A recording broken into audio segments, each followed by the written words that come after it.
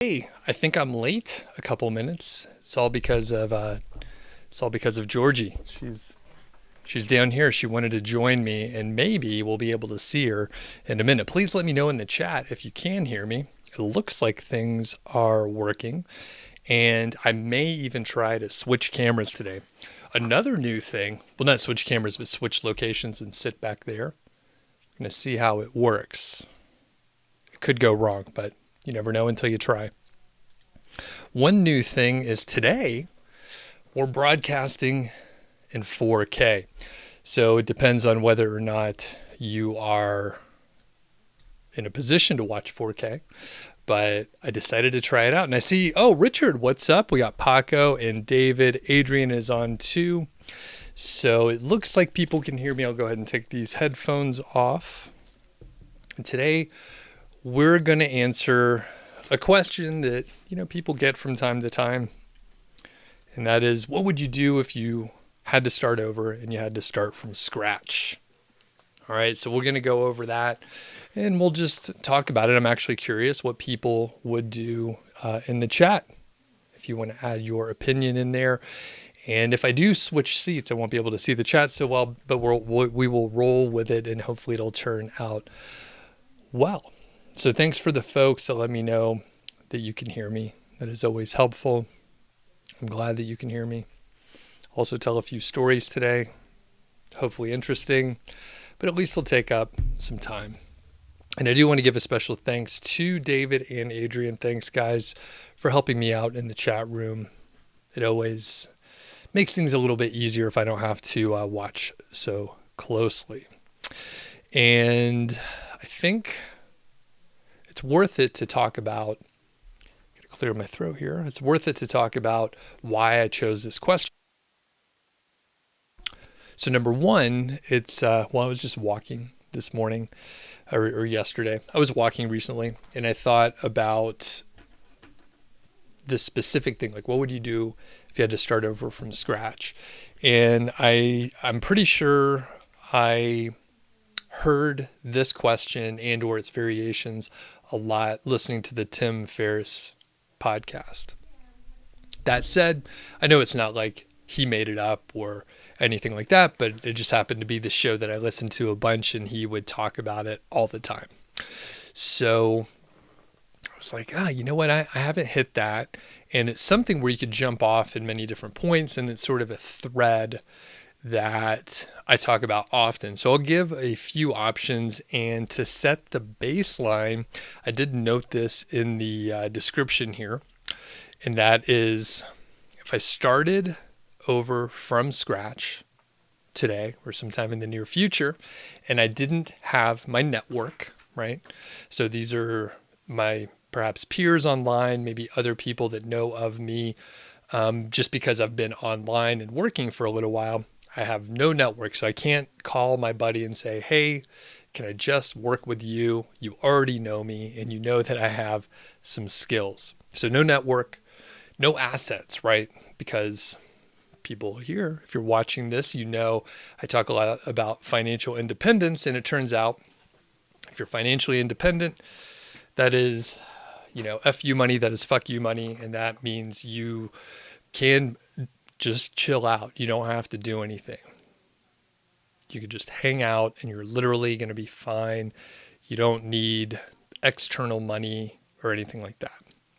So I would have no assets, no websites that I'm running, no niche site project, no YouTube channel, no anything. So starting from scratch, I have no assets, no current project running. And that said, also, let's assume I don't have access to funds. So when I first got started, I had a full-time job and I was able to basically have a hobby that absorbed money, which was a side hustle. And then I was able to turn it into a full-time gig.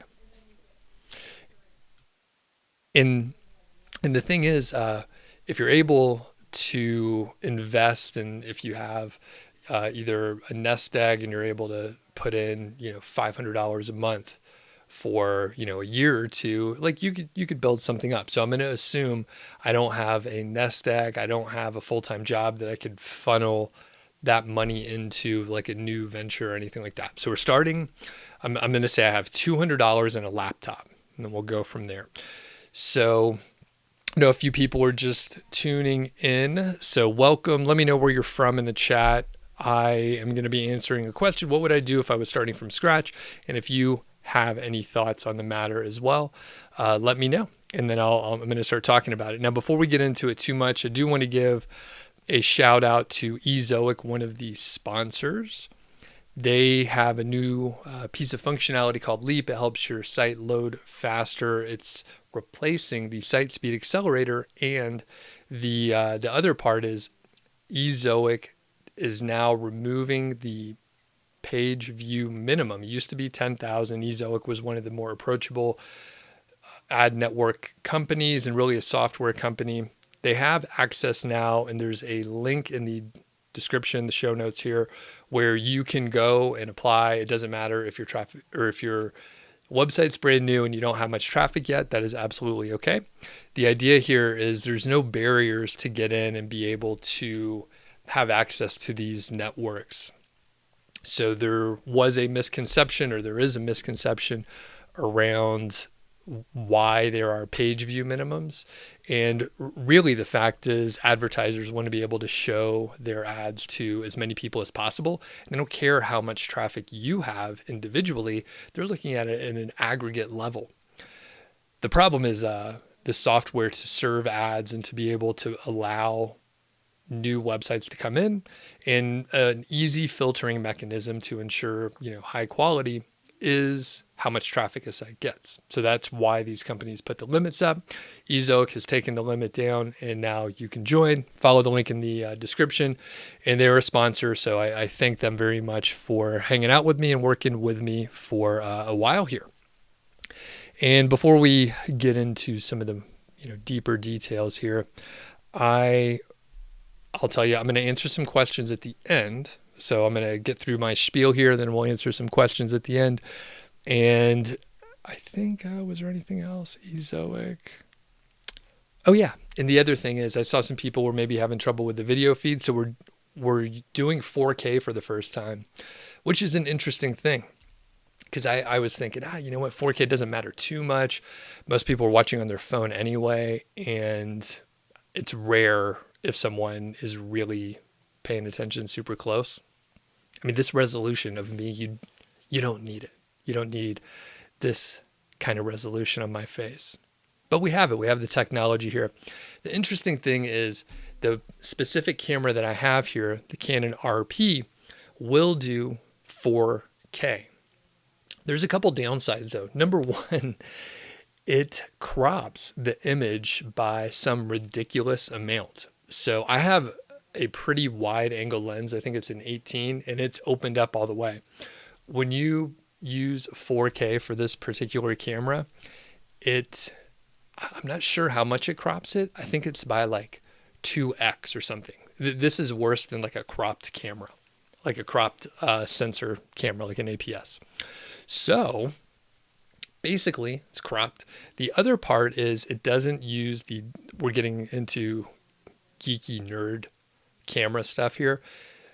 Canon has a really good autofocus system. It's called the dual pixel autofocus. If you are into video at all, you probably heard of it. And it works really well.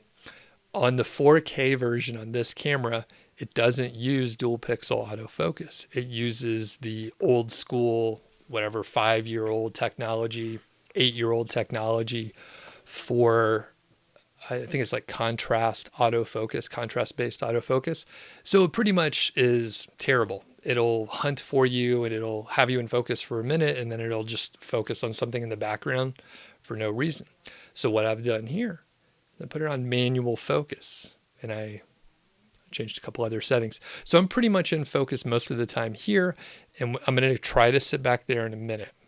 We're going to see how it goes. I'm going to have to manually focus it back there. Maybe someday we'll figure out how to do it in a better way. But I figure, why not try it today? No reason to put it off. No reason to wait for like a test either. I'm just going to do it on a real live show and see how it works. So the point is, if you're having any trouble with the video feed, it seems like some people might, you may need to adjust your video settings. Some of the smart folks in the chat pointed that out. So you'll be able to maybe select like a 720p or 1080 or whatever that might be a better choice for you. So I'm going to try to go sit back there really quick, and then I'm going to tell you about what I would do if I was starting over, and then I'm going to come back and answer some questions. So with this little transition, I'm literally going to try to focus it back there. No, that's the wrong way. All right. And I think that should be about right. It should be right. So we're gonna check it out. I got the microphone set back there, so we're gonna see how it goes. And yeah, this is gonna be amazing. And I think I can sort of watch the chat from here. Oh yeah, maybe. All right.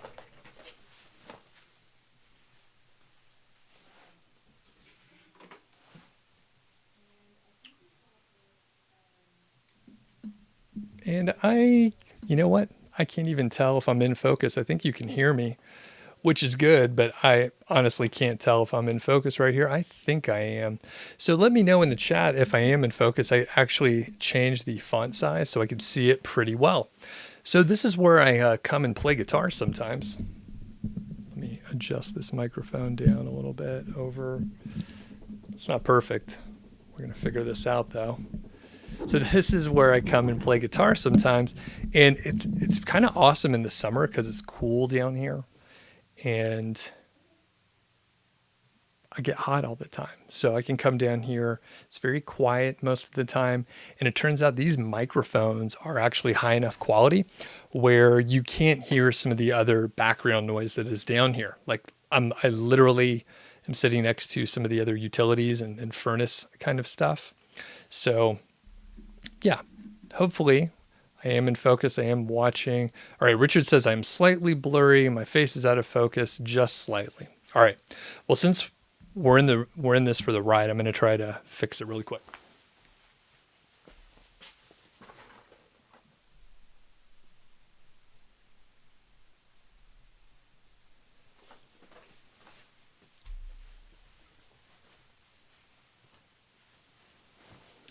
And I bet that is a little bit better. I thought I looked a little out of focus. Hopefully that's better. And thank you, Richard and Hussein, for helping me out. It's absolutely amazing that I can make the chat big enough so that I can see what's going on. Okay, so I'm going to answer the question. I've been dancing around, let a few other people join up here. So thanks everyone coming on live. I will answer questions towards the end, but today, right now, I'll talk about what I would do if I was starting over. And I will stall just for another 10 or 15 seconds here. Just hopefully I'm in focus. I don't want to do the whole damn thing and be out of focus here. I have been working on the studio a little bit. I put a little bit more lighting behind me here so it doesn't look so much like a black hole. There's a little more depth. And I knew that was something I was going to need to work on a little bit. The audio down here is really awesome. It's very quiet because I guess it's the way the floor joist and the rafters above, I guess they're not rafters, but there are very few hard flat surfaces around here, and it just sounds pretty good. It's very quiet. There's not much reverb, and it works well. So I've been enjoying working down here overall. And it looks like people are generally happy with the focus at this point. So I appreciate the help and the patience with the lack of professionalism. I should mark like a little tick mark where the focus is. So, okay, couple things. What would I do if I was starting off? I have a laptop, $200, and I don't have my network. I don't have my assets, and I'm not going to be spending much more than that. So number one, I would probably look at blogging. So that was sort of the easiest route for me to get in initially. So I got into blogging personally. I mean, I started affiliate marketing first, and then after that, I started Niche Site Project, where I started talking about affiliate marketing and the things that I was working on. So overall, the advantage with blogging is there's so much that you can do without having to learn like audio production or video production. So I'm going to give you a few options here, or at least some of the things that I would do. I am assuming I do have the skills that I have now, so that does give me a lot more flexibility. And I mean, obviously everyone has their own individual skills, whether it's from your day job or elsewhere or whatever. So I would probably, the goal overall is to have my own personal brand, because I would want to work for myself. So that is sort of the goal. And the other portion is like cash flow. I'll also add some other caveats in there to give you some options. So number one, start a blog. And I know there are people that are thinking, hey, this space is already saturated. If I started a blog, I would just be one of tens of many thousands, all trying to write about the same things. But there's still room. And I have seen people I've never heard of all of a sudden take over tons of keywords in a specific space, in the space that I work in fact, and they take over a bunch of keywords because they're writing long form, high quality content with a lot of how-tos, a lot of images, and just very specific things, especially very specific how-tos on items that people are searching for. They are also doing a lot of networking and guest posting. And I've seen this work in approximately a year or so. And this is like current. I can't remember the person's name, but he's just one example out of many. But the point is, you can still make it work in very competitive spaces. And the key piece of this is being able to promote your site and actually do guest posting. The stuff that you can rank for just through guest posting is amazing. And we're not talking going to a company and asking them to, place some links on your behalf and hiring out a guest posting service. I'm talking about you actually going out there, making the contact, you emailing them and writing it. Or, if you outsource it to someone who knows the topic area and can actually write about it in a expert level way. I think you could pick, whatever niche you wanted to operate in.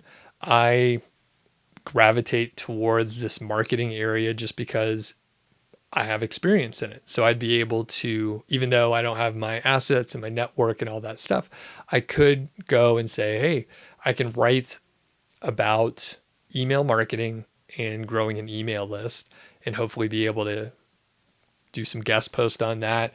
I could probably aggregate and pull together information from other case studies where I actually didn't do it myself, but I'm pulling it together and providing commentary on it. One of the things that I've seen, and this is from actually one of my friends who has done a shitload of guest posting in the last year and has been able to grow his traffic by, like 10x or something like that. It's pretty ridiculous. The content that he's ranking for is basically shit that he doesn't know anything about, or at least he knows he has no experience in doing the work, but he has the ability to, do a research paper essentially. So if he has a post on, I'll just make something up. If he has a post on like setting up a YouTube studio, again, I'm always unoriginal. I'm literally just looking at what is around me. So if he wrote a post on setting up a YouTube studio, he may be ranking, number one for that, but he has no YouTube studio. Or maybe he has a review for a bunch of different WordPress themes and he doesn't use any of them. Yet he's ranking and he's earning affiliate revenue and building his email list based on many things that he just wrote an article for, or at this point, he's hired someone to write an article and he literally doesn't know how to do the thing that he's writing the article for. It's very similar to, a lot of people that may say, this affiliate marketing stuff, how do you write a review for something that you don't own, that you don't really know much about? And you can still provide value and provide information. He's probably able to help people make those decisions. But at the same time, if someone, if he held a live stream and people asked him questions about it, he wouldn't be able to answer it. And you really could fill in the blank for a lot of different bloggers out there. People hire folks to do the writing for them. It's not, it's not a crime or anything, but like when you peel it back, it's like, oh man, that's crazy. And it's all built on keyword research and then a huge amount of guest posting. So that's option one. Start a blog and really double down on the activities around it. And the reason why that is a route that still works is because someone with no network, very little money, right? I said I have a laptop and $200. So I could start a blog, I could pay for hosting and probably only be out, $100 maybe, depending on what hosting and what package I got and all that stuff. So with that in mind, it's really just about doing the work and grinding. Yeah, there's some tools you can get. And if you watch certain stuff, you're thinking, I need to send out 100 emails a day and I have to pay for this software and this other thing and I have to find email addresses. But if you just went hardcore, manual, emailed people, made contacts, maybe you network with them on Twitter, maybe you network with them on Instagram or whatever channel they're active on, you could land those guest posts, build relationships, build expertise, and then be able to have a blog where you're basically being an affiliate. You could show ads on that website depending on what topic area you're covering, but it's all about content, publishing, and getting links to it. That's number one. Number two would potentially be a cheaper option, and that would be YouTube. So YouTube does have a bit of a leg up over, say, podcasting, which is going to be the third area. So YouTube has some built-in discoverability with search and just the way videos are suggested. It's almost like there's a social piece of YouTube. In Google Analytics, YouTube is considered a social channel. So obviously they're trying to make it that way. And there's some social components for sure. But the fact is, if you started on YouTube, you could grow a channel from almost nothing, just growing through suggested videos, no ads, and YouTube is free. So you could just use your smartphone. Like you don't need a fancy camera like I have that I'm using in manual focus right now. You can use your phone and it would be just fine. The audio would probably be pretty good too. Like I said, this space that I'm in right here, the audio is pretty good. I could probably just use my phone and it would sound pretty close to what you hear right now. Pretty close, not exactly. So on YouTube, it's a little bit more difficult for monetization. So if you're thinking you're going to make money from ads, I hope you don't need much money because you're probably not going to make very much from ads. You have to have so many views, and it depends on the kind of videos you're creating and all that stuff. But you have to have so many views to earn anything meaningful. And I know I had some friends who I think they were earning 10 to 20K from AdSense a few years ago when my channel was really pretty small. And they were making really good money. They were getting quite a few views. Their channels were growing a lot. And then there was a shakeup with the way they were paid and AdSense, and I don't know all the details. But basically, the revenue was cut for most of the folks making money on YouTube from AdSense by a very significant amount. So if they were making, actually, I don't know exactly how much, but it was dramatic enough where, you know, they had to find other ways to earn money. Now you could, of course, let's say, do reviews on WordPress themes, which would be a really good area to work in. Maybe I would look at that.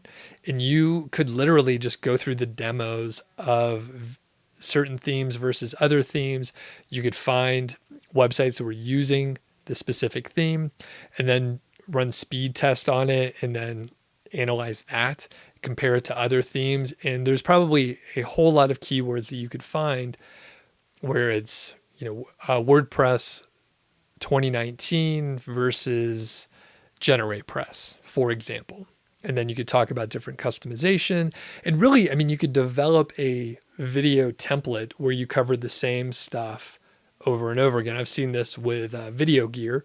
So if a YouTuber is reviewing lenses, for example, they will hit the specs.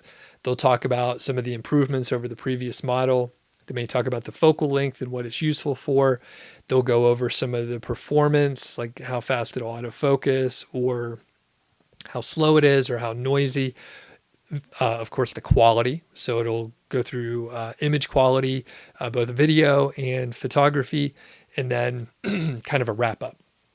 So from that perspective, if you set up a sort of a video template for exactly what you're going to cover most of the time for these WordPress theme reviews, then you could sort of streamline it and make it much easier so you don't have to recreate the wheel every time you do a video. That would be a great one. And then you'd be able to promote those WordPress themes as an affiliate. I got a cough. I know that other microphone's working up there, so I'm just quiet. All right. So the thing is, it's a little bit tough sometimes on YouTube to get people off of the platform and to go make a purchase. It's very rare when I have done that, when I've literally watched a review and I followed the affiliate link and I took a quick look and I'm like, well, I'm not going to buy it right now. The video is still playing, or I just left the video, or I'm on the go, or whatever. So it's a little bit harder for that conversion point. However, depending on the company, right? So if you're doing WordPress themes, there's a strong chance it's not going to be like a 24-hour cookie. It might be like 30 days or 90 days. So depending on what you're reviewing, you may have the ability to get people to check out a certain theme or a tool. So for example, let's say I did a bunch of videos on, hold on, I got a cough again.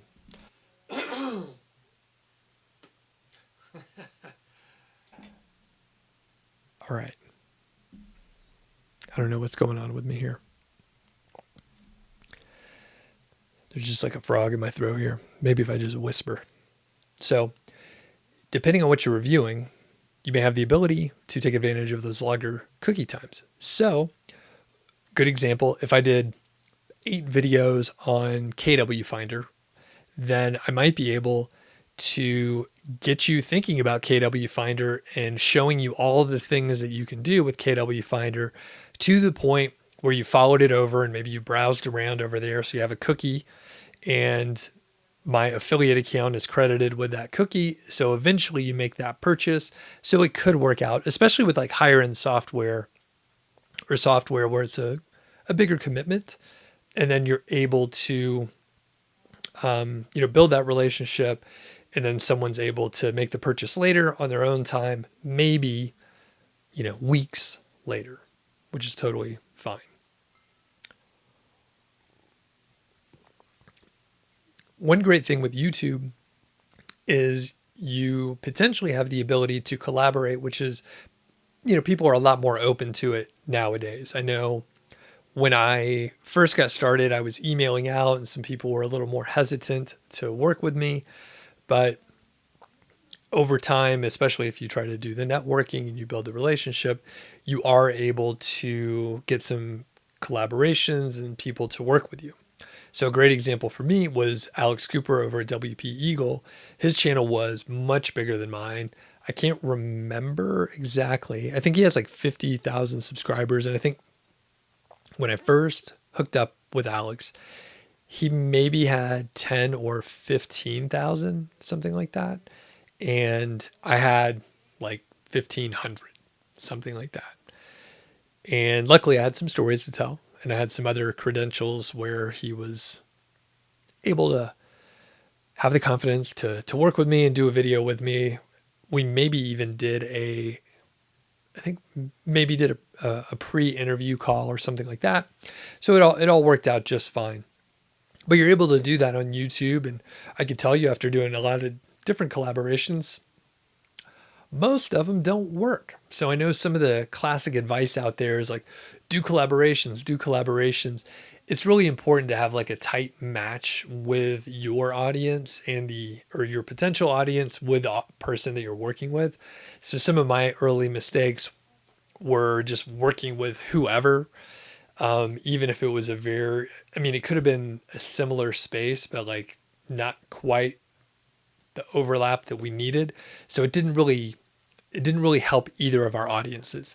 It was a little bit interesting to, see how other people were working, but it really didn't pay off as much as I was thinking. Cause I actually was able to, collab with people with like 70 to like 120,000 subscribers. And it basically didn't do anything because I was too far out from what their normal audience was looking for. If you have the right match, like Alex and I think I got most of my subscribers at that point in time from him. It wasn't that dramatic, but I did see an uptick, right? So it adds up over time. But I did see, 50 new subscribers in a day when I was used to getting like 8. So that made a huge difference if you have the right person that you're working with. If not, it won't even make a difference. No one will even go look to see what you're working on or anything like that. So YouTube's pretty cool. You can bring in search traffic just like a blog. There are some cool things with YouTube because you could rank more quickly with a small channel if you have the right keyword and right thumbnail and people are actually searching for it.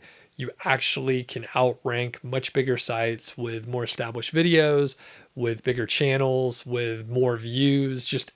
You can do weird stuff on the YouTube side. It is difficult sometimes to get people to like or subscribe or whatever. And I'll go ahead and mention this. And I was talking to a friend the other day. When at this point, I think people don't pay attention if you say like and subscribe. Like if you want to like and subscribe to someone's video or leave a comment, you will do it. You don't need the instructions. Sure, it could be helpful if a person prompts the audience to leave a comment, answer a question or something like that. Surely that works. But when someone gives me the advice like, oh, you need to make sure you say like and subscribe in each one of your videos, it falls away. Good example, about 2 weeks ago, I put out a video and I covered a great topic, good keyword, and a great thumbnail, and it got a ton of views, more than normal. I didn't mention my name. I didn't say to like, and I didn't say to subscribe. I literally never introduced myself or talked about myself at all. It performed better than any of the videos that I published probably this year, and it's still getting more views. It got more likes. I wasn't asking or looking for anything, and it did better. So sure, depending on the niche, like you may be able to say, hey, do this, like do subscribe to my channel, and it actually works. But in this make money online and affiliate marketing area, it doesn't seem to work that well. And I have a feeling people don't even hear the performer say it at that point, or the creator say it. All right, I'm going to answer questions here in just a minute. The third area is really one of my favorites, and that is podcasting. So this YouTube studio is also a little podcasting studio. And I set it up down here because my buddy and I, Carl, have a new podcast. It's called Mile High Fi. And if you haven't checked it out, it's on personal finance, heavily leaning towards financial independence. Carl, he normally sits there. That's why I'm gesturing that way. He retired when he was 43, and he literally has retired. So he hangs out. He has a blog, but he stopped the corporate world. And the thing is, he really doesn't even make that much money from his blog. So it's a cool podcast, and I love podcasting for a couple reasons. One, it helps you communicate. I think all of these will help you communicate. Podcasting is interesting because you can't lean on visuals. You can't lean on other graphics or anything like that. And it forces you, hopefully, to improve your speaking, which is one of the reasons why Carl and I are doing a podcast. I've gotten better over time in general, but I continue to get better, hopefully. And I do re-listen to episodes that I've done. It's hard to do. It's hard to listen to yourself sometimes, but it is very helpful. Highly recommend it. Podcasting is great because it sort of removes you from some of the metrics and stats that we are able to get on YouTube. YouTube gives you so much data that you might end up chasing your tail, going down the rabbit hole and looking at all of the analytics and thinking, I have to do more videos on this topic. And you can look at people's channels. I'm guilty of this. You can look at my channel, but the advice is literally, if you are getting traction in a certain area, make more videos on that. Try to hit different angles, but most of the time these things can get very derivative. And again, you can see that I've done that. You can check really probably any niche, any area where someone has gotten that advice, and it's in most, to my knowledge, it's in most of the courses or other YouTubers that talk about growing your YouTube channel. They'll often say, hey, if you're getting traction on improving your site speed, do more videos on that, and then you'll get recommended because they're all related. I can see that very clearly on my recent videos, where I literally will put out a series, like 2 or 3 or sometimes 7 videos. So there's a whole new keyword golden ratio playlist, all new videos, and they all work really well together. It is a reasonable tactic, but if you lean into that too hard, you might end up in a spot where, number one, you get burned out because you're doing the same kind of content all the time on the same topic area. But also, you could be working on something that you're not even really that interested in. So again, if my example is like site speed, and I don't really care about site speed, but I had a video do well in that area, I might be in a position where I create more and more videos on improving site speed that I don't really care about, that I'm getting bored and burned out on.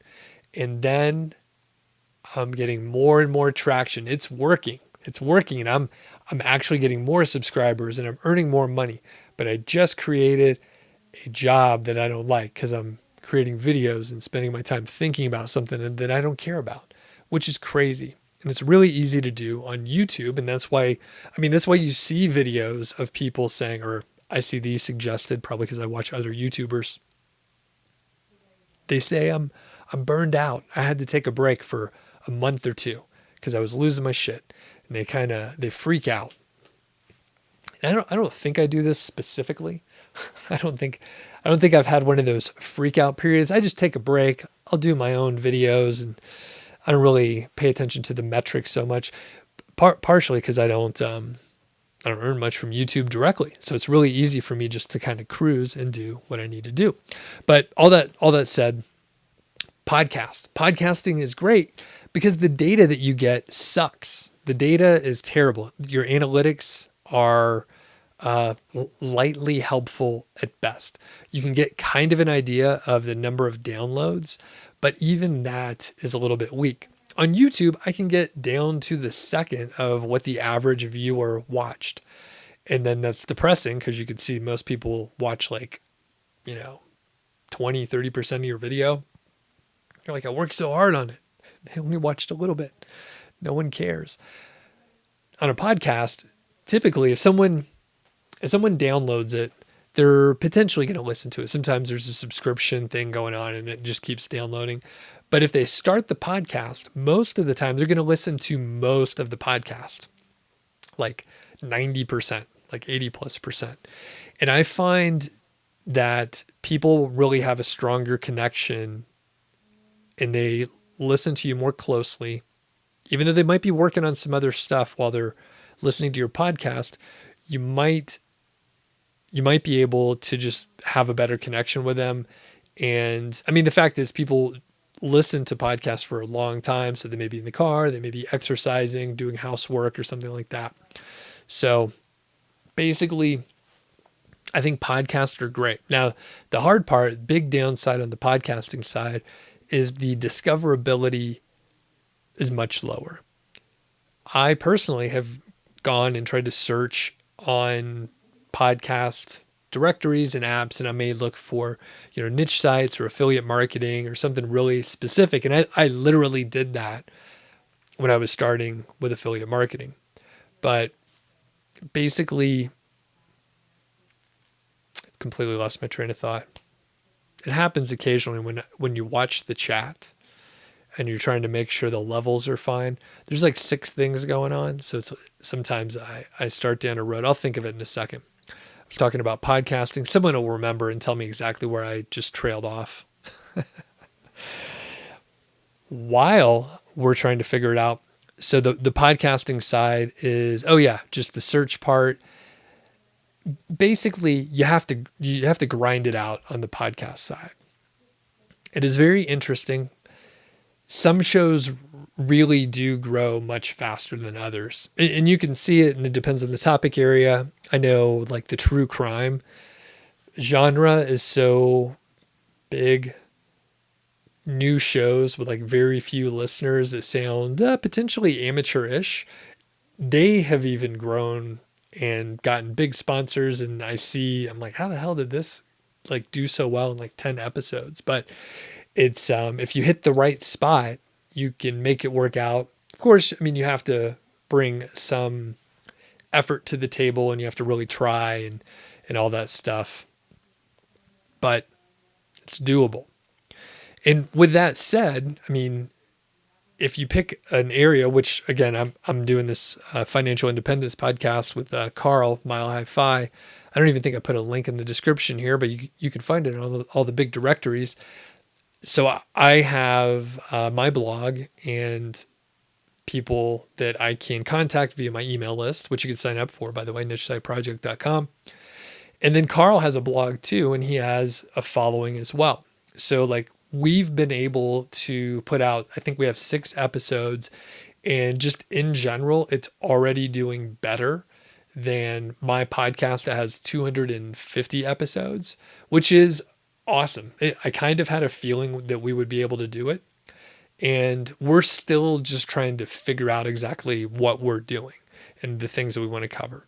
So we're getting better for sure. We've only had 2 guests on. And one thing that we're going to be able to do is actually get pretty big guests on our show. And part of the reason is Carl knows a lot of those folks. He's very well known and has networked well over time in the financial independence community. So we're going to be able to get big names on, and that's probably going to accelerate things. And we wanted to ease our way into it.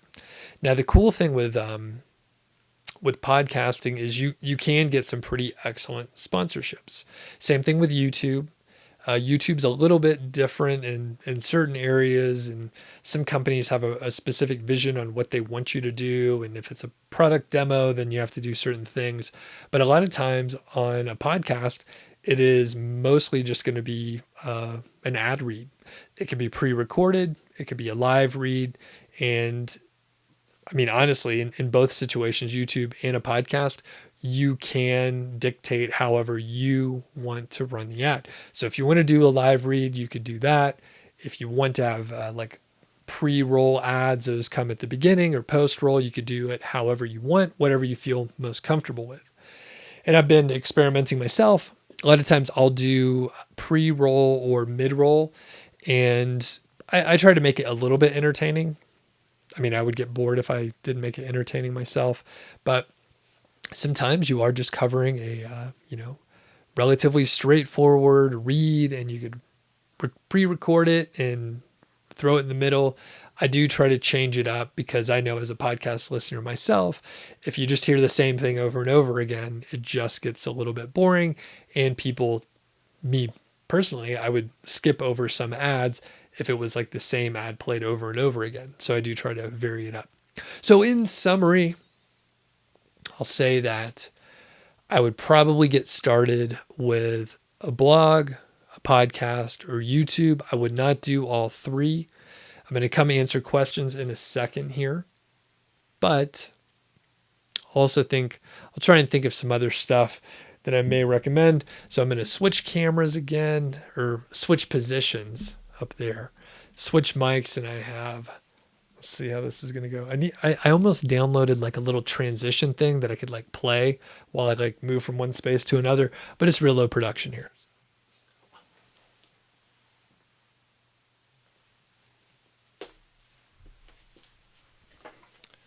All right, and then we're back here, and I just need to focus. That is the wrong way.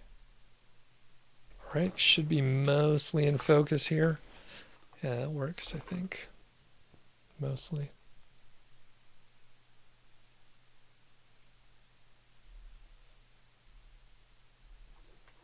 All right, I think that's good. That's pretty good, probably. Okay, you guys could yell at me if it's off. All right, now we'll answer some questions here. A couple questions, and I think I could even show them on the big screen. Your screen there. That's a little out of focus. That's in focus. Oh, that's the wrong way. Need a producer. That's what I need. Okay, I saw some questions pop through earlier, so we will go through those here.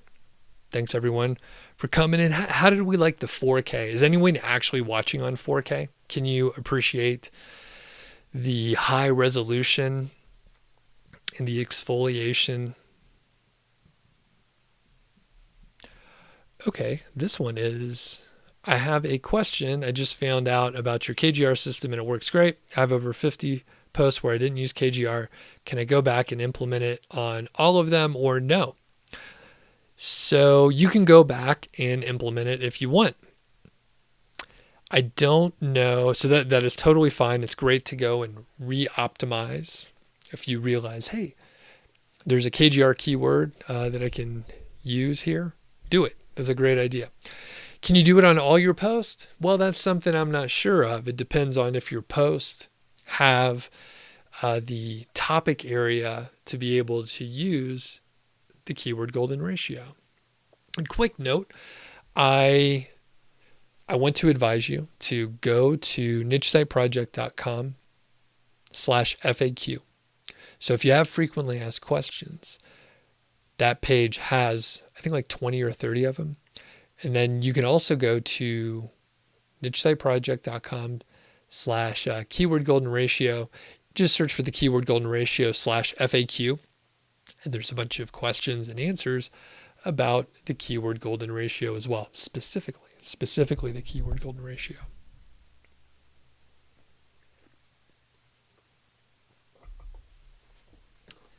So that'll be a really good place to look.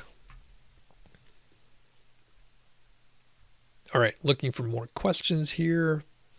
Newman says, I have a question, doe. And one of my favorite spellings, the old doe spelling. Always good to see that.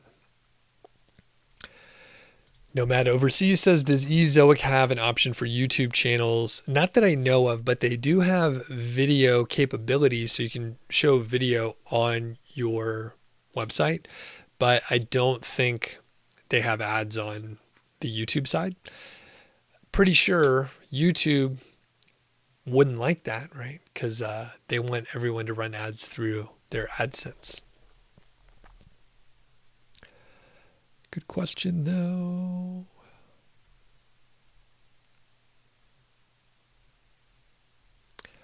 All right. AVX says, hey, from Colorado. I'm in Longmont. At what point should a person stop starting new sites? Running 3 websites is hard. At least 1 site ago then. So 2, I would say. I would recommend that you just work on 1 site until you get your shit together and you kind of understand what you're doing. There were people that would give advice like, hey, start, 8 or 10 sites, and then, some of them will work and some of them won't, and then you can focus on the ones that are going to work. But if you don't know what you're doing, here's the problem. And I've told this several times in the past, but it's worth repeating. It's a very good lesson, I believe. If you're just getting started and you haven't figured out the right framework or what to do exactly, there's a good chance you're going to make mistakes. And as a side note, if you already know what you're doing, you're still going to make mistakes. Like, you're going to make mistakes. So even if you know what you're doing, things are not going to go as planned. Some external variable is going to screw you up, or you're just going to make a mistake. Mistakes happen. So if you're running, we'll just say 5 different sites, and let's say you're publishing 10 different articles to launch each of these sites, which is relatively conservative, but I think a good approach. So 5 sites, 10 articles each. Let's say each one of those articles has, I won't even make it something specific. You have 50 different pieces of content across 5 different sites. If you make some mistake on there, let's say with the, with subheadings. Let's say you mess up on the subheadings just a little bit, and then you're thinking, I need to go back and fix those subheadings. If you were just working on 1 site and you had 50 articles, that would still be a pain, but at least it's all on 1 site. There's less overhead from like going and logging into each site and fixing everything. And potentially you could, run through it, fix all those things. If you just started with your first 10 articles on just 1 site, well, then you only have to fix in 10 spots on 1 site, which is easier. If you have 10 articles on the 5 different sites, then you have to fix it in 50 different places on 10 different sites, or vice versa, 5 different sites, 10 times on each site. And it's going to suck. You're not going to have a good time. You're going to feel bad because you made a mistake, and now you have to suffer through fixing it over and over again. So that's why I advise people, figure out what you're doing first. Reach some small amount of success, like figure out how to get some traffic, figure out how to make $100 or $1,000 per month, and then start a new site. So the question is, when should you stop starting new sites? Stop way before you think you should. Stop much earlier. And Gareth says, Dougie Fresh, what's up? Yeah, I remember Dougie Fresh. Okay, DC says, how would you tackle and deal with building up authority and links in the first 3 to 6 months of the first post on a new blog, or would you concentrate on content during that period? So I would probably aim for guest posting in general. So refer back to what I was talking about before. So I would aim for guest posting. I would also look at networking, where you are featuring experts in your field or in your niche in general, where you're featuring them and you're basically hooking them up. You're like, hey, this person's great. You link to them, you share their stuff. You maybe figure out how they can work with you on a roundup post or something like that. And then you do that over and over again. People will get to know you, especially if you're able to be nice and not ask for anything specifically. So those guest posts will come, or you can ask for it after you have built up some trust. And again, I was going to say, I've seen several people do this in the very competitive affiliate marketing space a lot in the past year. They're very good writers generally, or they hire very good writers, and they have pretty tight outlines. So there is also an argument that you would just focus on your content. So some people would say, just keep publishing content. Don't worry about link building, which is valid, but as you can imagine from me talking about guest posting so much in the last 30 minutes, like it's a thing that still works really well.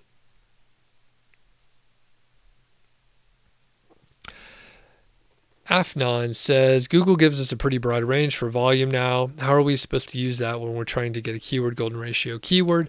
So don't use the keyword planner. The keyword planner is not very useful these days. So use an actual keyword research tool that has the search volumes listed there. And I feel like I'm still going a little out of focus. There. Maybe that's a little better. I keep moving around. It's not helping. Okay, I think that's a little better though.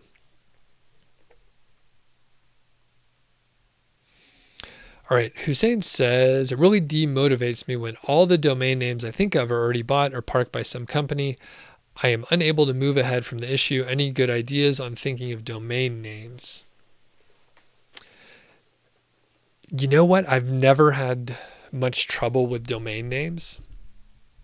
So I don't have good advice. And I mean, the domain name is trivial. It's like the least of your worries.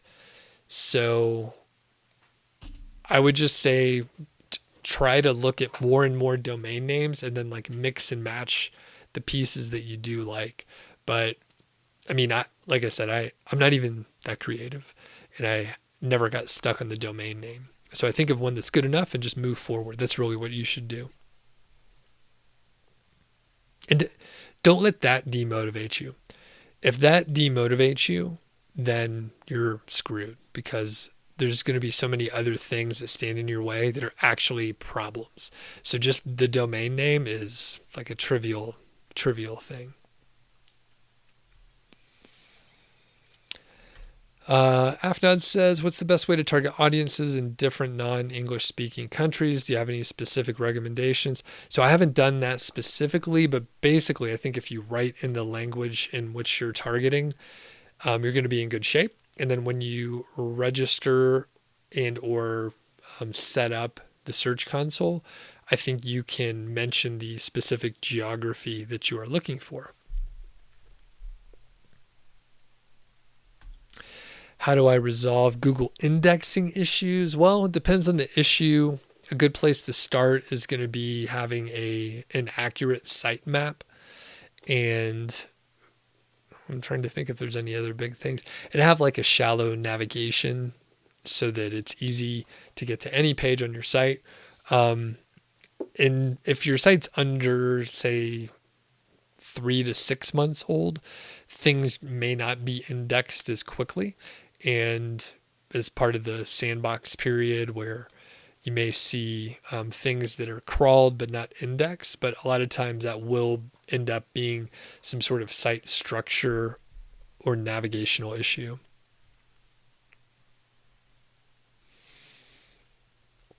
Okay, another question about the Google Keyword Planner. So basically, don't use the Google Keyword Planner unless you're running ads. It's pretty much useless. Protozoan says, I mentioned a book on forming habits. What was it? It's called The Power of Habit. It is a very good book. It's one of my favorites. I highly recommend it if you have not read it. It's by Charles Duhigg. And a little hack that you can do. Most of those books back there, which you could barely even see, you can kind of see them. Most of the books I bought used from eBay. So if they're older books, you can get them for like $3-4. It's like super cheap. So check it out. I get a lot of my books used if I'm actually going to get like a physical book, or get it from your library for free. Okay. We're going to keep pushing on here. I'll answer a few more questions. I don't think I have something after this, but I better double check. Especially, I think whatever I have is at 3. Yep, it's at 3. Okay. Got another podcast interview later. Going to be on someone else's podcast. Jared Krause. You guys know Jared Krause, who's on the channel a couple times here. All right. Next question. Oh, and I haven't got to the part where people are talking about how much they love the 4K or hate the 4K. Mavid says, when changing the URL of a page, you have to request a re-index on the same page on the Google console, or does Google do it automatically? It should do it automatically. If you want to expedite it, then you could potentially go and fetch it and re-index it, but it should figure it out, especially if it's on your sitemap and all that stuff. James says, you got ads on a new blog 2 weeks ago with Ezoic. The EPMV is $4. How much increase can I expect when the optimization kicks in, or will it stay at the same level? That I don't know. It depends on a number of things. Depends on your site, depends on the niche, depends on how much content you have and the way you have things organized.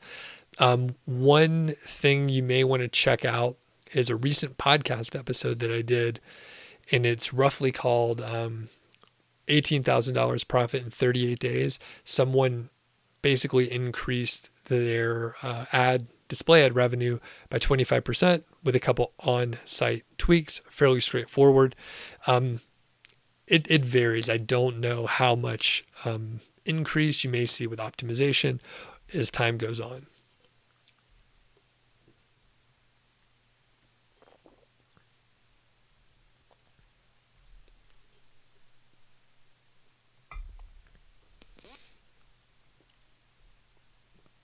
All right.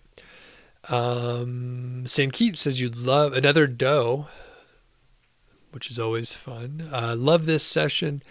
And what is the strategy for creating silos? I usually don't create silos because it's kind of a lot of work. However, if you want to see exactly what I do, go to nichesiteproject.com/Amazon-affiliate, and then you will see the silo that I've created there. There are something like 8 child posts there, and that is literally a content silo. I would not, unless you know exactly like the right way or the way that you want to set up your silo, I wouldn't worry about it too much. I would just make sure you internally link in an intentional way, and you should be in good shape.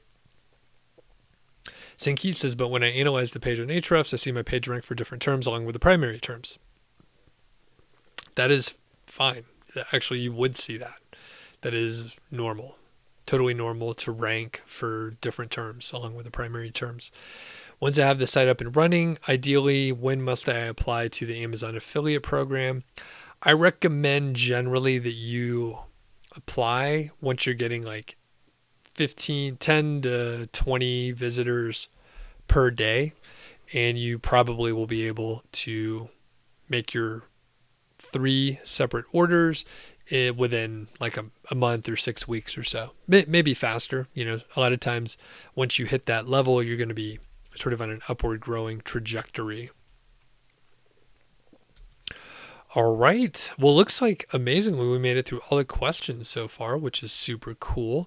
And I will answer some more. I see we have still quite a few people. So while I pause here for a second for more questions, I'm going to roll, whoops, that's my calendar there. I'm going to roll an ad from ODYS Global. That's ODYS, one of the kind sponsors. So let's see what we're looking at today.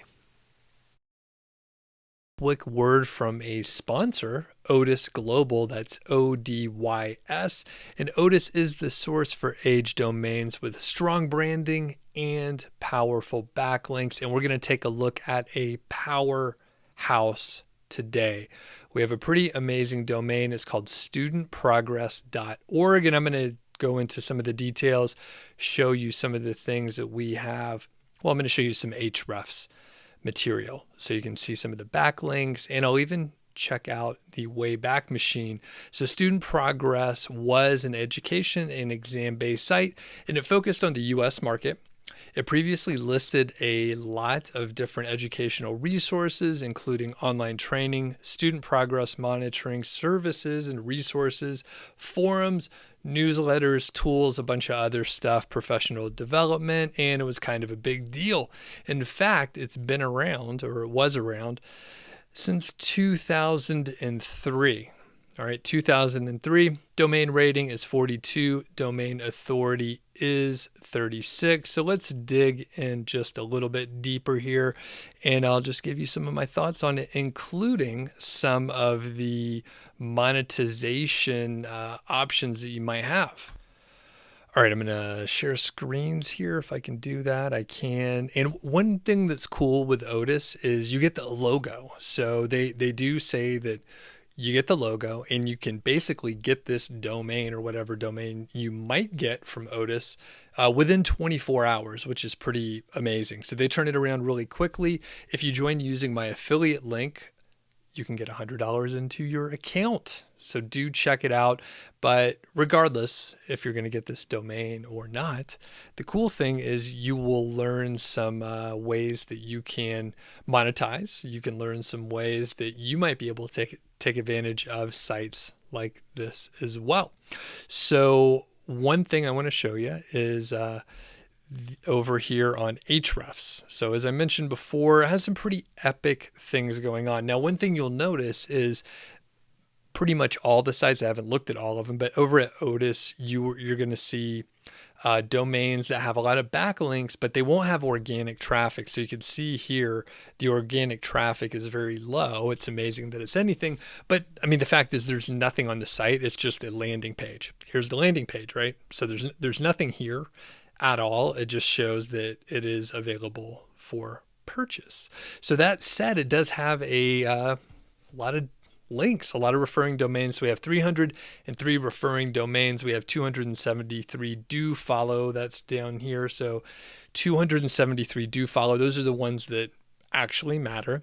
And you can see, you know, over the years, the number of links have declined as websites either fix their links, they see this one's not around anymore, or those other sites just go away themselves. The point is, you have a whole lot of links. One thing I want to show you is just the magnitude of how awesome some of these links are. Now, these are all of them, so not just the do follow, but we have Wikipedia, we have Wix, we have California.gov, so ca.gov, Springer.com, ed.gov, more Wikipedia, other EDUs, and there's a lot of really, really good links going to the site. And if I just filter on the do follow, you're still going to see a lot of huge sites linking to it, a ton of EDU and a ton of .gov. In fact, let's go back to the main page here. So we have 5 government links and we have 14 EDUs in some capacity or another. So those are a big deal. Those are a really big deal. Let's take a quick look over at the main pages where the links come in. So a lot of them are just to the home page, which is good. And then there's some others which are, you know, throughout. There's quite a few, but you can see, you could focus on the ones that have the most links there. So before I go down a big tangent, I'll just show you quickly over on the Wayback Machine. So a lot of history back here, and you can peruse and see what's available. I'm just going to arbitrarily have a look. I think I maybe opened something up over here earlier. So this is back from June 11th, 2010. So 11 years ago. Pretty amazing. And the site looks like it's actually more than 11 years old. You can tell there's quite a bit of history here. So you can go in here and click around and actually see what was there. Hopefully this will load. Sometimes it doesn't. And then I'm going to show you and talk about some of the different ways that you could monetize, but I bet a lot of you are already ahead of me. In fact, this thing is going to take a minute to load. So I'm just going to hop back here on the big screen and let you know. Number one, you have the ability to link and provide resources to digital products, which are my favorite thing to promote. So you can promote some digital products out there, things that help people, educational resources. And I think you could probably focus on like SAT, ACT, college prep courses, GMATs, all those sorts of things will fit perfectly, and people pay a lot of money. Not only can you have digital courses, but you can probably also have referrals to tutoring companies that also help students or test takers do a better job. I think there's probably also a way in here for some homeschooling. All right. So with COVID and quarantining, a lot of people did turn to homeschooling. It was already a very popular way to teach children, homeschooling. And now there's even more. In fact, I have some friends that opted to, do homeschooling instead of sending their kids to, digital online learning or whatever. I don't have kids. I'm not really sure. But they opted for homeschooling. That's a whole other area where you not only could potentially earn money and provide good resources for people that need it, but you can earn some money as well, which is cool. So I would say not only can you refer and earn from digital courses and other, well, I don't want to be redundant, but basically digital courses, and take advantage of that. Again, one of my favorite things, but you could also have informational content and run display ads. I think that would be awesome. Another angle, right? So not completely obvious, but you could be an affiliate for products that people use in schools, whether it's teachers or kids that may need laptops or tablets or other kind of things like that. It makes total sense to go ahead and have reviews, anything that is student or learning related. So have a look over at ODYS.global. Again, if you join using my affiliate link, I appreciate it. I get a commission, but also you can get $100 into your account. And the specific domain that we feature today, studentprogress.org, it was fairly expensive. It's $9,910 is the list price here. The thing is, there's a lot of domains. Some of them are under $1,000. I'm sort of a cheap person myself, so I browse around. I haven't picked one up yet, but I am looking in the sub $5,000 range, and I'll probably be getting a domain very soon for a potential case study to come in the future, so keep your eyes peeled for that. Thanks to ODYS Global, and I'm going to send it back to myself in the live version. All right, and I'm back. I am back, and I don't need the headphones anymore. I was just listening to myself talk. So I think we have potentially a few more questions, and thanks to Adrian, who said he enjoys the 4K res. And then Afnan says the internet in Pakistan sucks, so it's too bad for 4K. And Hussein says it's late there, you're watching from the phone, potentially in bed, which is creepy, but that's okay. I don't judge. That's where you want to watch me. That's cool. But just kidding around.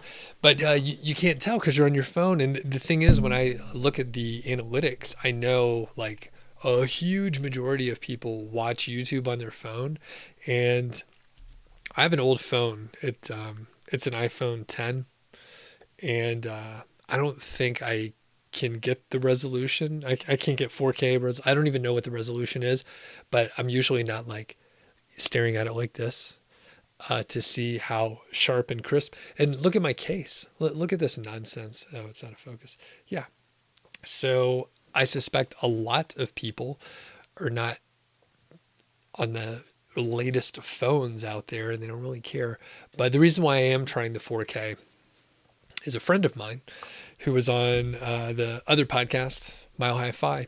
She mentioned that she met with some YouTube folks or talked to someone who's in the know, and they were talking about 4K being very important to the point where it might be one of those things where like videos are favored if you're uploading the higher resolution.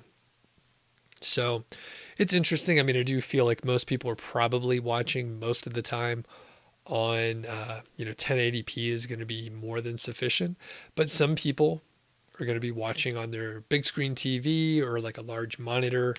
Honestly, when I'm watching on my machine here, I'm not using the full screen. I just have like a little corner going. I don't need to see like the whole full giant video most of the time. It's not like I'm watching a movie. It's just YouTube after all. So anyway, appreciate the input. I did want to check it and to see if I could actually stream 4K, which is kind of cool. And probably when I'm recording new videos, most of the time, or at least like these videos down here, I'll probably try and do 4K. Thing is, my old camera, it won't do 4K. Just this one and this one, like I said, the autofocus is kind of bullshit. So it's been a little bit of a struggle. All right, DC. Oh, some people say thanks for the session and appreciate people checking it out. So we'll just finish up here. DC says, after buying an expired domain with a good domain authority and want to recreate the pages linked by the authority sites, but the canonical URL includes the date, is it wise to 301 redirect these to a different page? I haven't done that specifically, but I would say it would make sense to redirect those to just a simpler URL structure if you wanted to, just that makes more sense. Now, one good thing is, like, if you do recreate the page, and be careful with any kind of copyright issues. I wouldn't copy the exact information or data or content that was on the previous site. The previous owner still has that copyright. So technically they could come after you. But I would say, yeah, it makes sense to put the new content that you're recreating onto a better URL. I think that's okay, a better URL slug. And I was going to say, it is sort of a natural thing to do. I have moved things around, and when I refer to the silo structure over on Niche Site Project, I don't know how many 301 redirects I have on Niche Site Project, but I've moved many things. I've deleted many things. So I have a ton of redirects or 410s, which means like that page no longer exists and it's not going to come back. It's just gone. So I think that's a viable way to do it. So before we head off here, thanks to Ezoic, thanks to ODYS. And if you want to download all my templates and you're not signed up for my email list, you can go to nichesiteproject.com, click the green button, and then you can enter your name and email address. I'll send you templates for all the stuff that we talk about here